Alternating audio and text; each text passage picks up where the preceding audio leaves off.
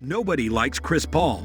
Patrick Beverley hates him. J.J. Redick despised him. Draymond Green can't stand him.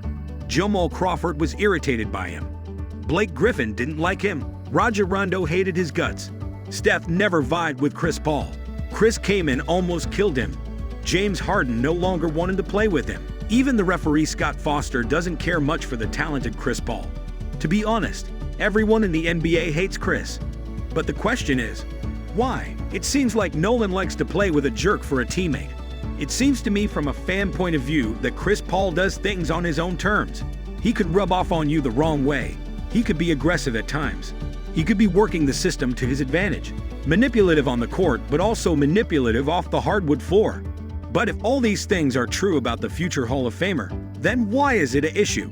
Especially if you're winning. Well, from an NBA referee point of view, CP3 may not be liked by referees because his approach to the game. One of those approaches is flopping. No one likes a flopper in the game of basketball. It just messes up the flow of the game. In Chris Paul's case, it's one of his greatest manipulative tactics that he has in his arsenal. That's not the only thing that upsets people in the NBA. People stated that he's always complaining to referees, displaying dirty antics, barking at teammates.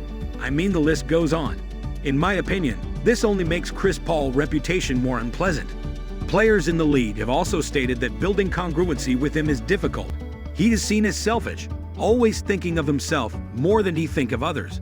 In other words, he only cares for his personal interests and stats. Other players say that Chris doesn't build friendships on teams, making it hard for the team to grow together and build a strong foundation. He is basically an island on his own. Who can blame them for feeling this way?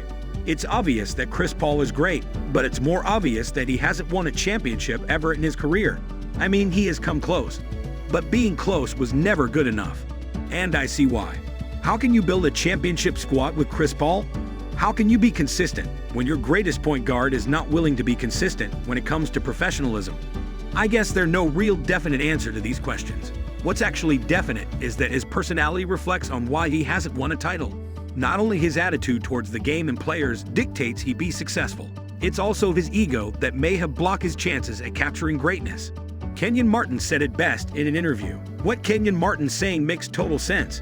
Let's not forget that Chris Paul was part of the executive committee and eventually became the president of the Players Association in 2013. He was able to do it for 8 years.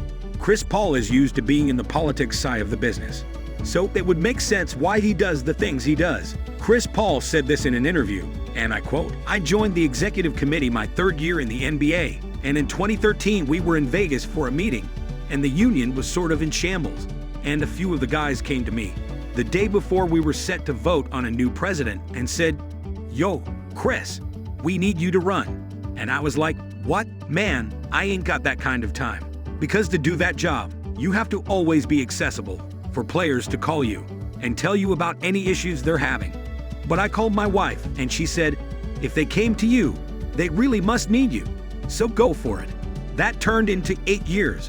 When I reflect on it, I see my grandfather's example too, because it's a job of service, right? And I brought something to the table because I was pretty experienced in the league.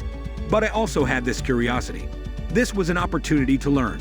I always say that during my tenure as president and in the previous years on the executive committee, I got a masterclass in business. See what I mean? Chris Paul may be hated by many because he is straight business and values the political side of basketball more than anything. It's sad that people feel this way about him, but at this point, it doesn't matter because he still remains the greatest point guard of all of time.